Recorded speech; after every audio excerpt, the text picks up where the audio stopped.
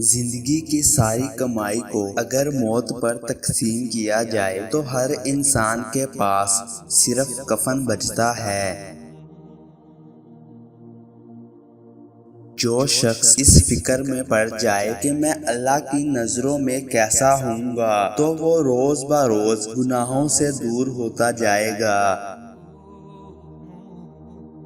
اور ہم نے آپ صلی اللہ علیہ وآلہ وسلم کو تمام جہانوں کے لیے رحمت بنا کر بھیجا۔ شیطان اگر ورگلانے کا موقع ڈھونڈتا ہے تو ہمیں اللہ کو راضی کرنے کا موقع ڈھونڈنا چاہیے۔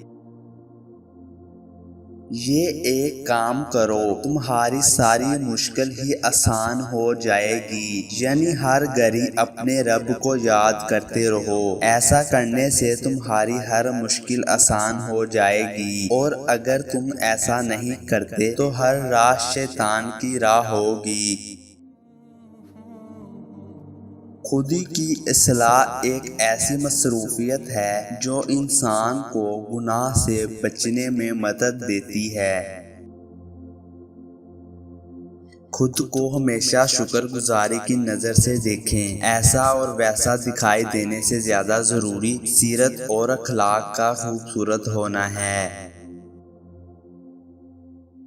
جو دکھ اللہ سے جوڑ دے ان پر شکر بجا لائیں۔ یہ تکلیف نہیں نعمت ہے، اللہ کو راضی کرنے کا ذریعہ ہے۔ ان پر صبر کریں اور دعا کریں کہ یہ آزمائش بخشش اور نجات کا ذریعہ بن جائے۔ کامیابی کی پہلی سیڑھی کوشش ہے۔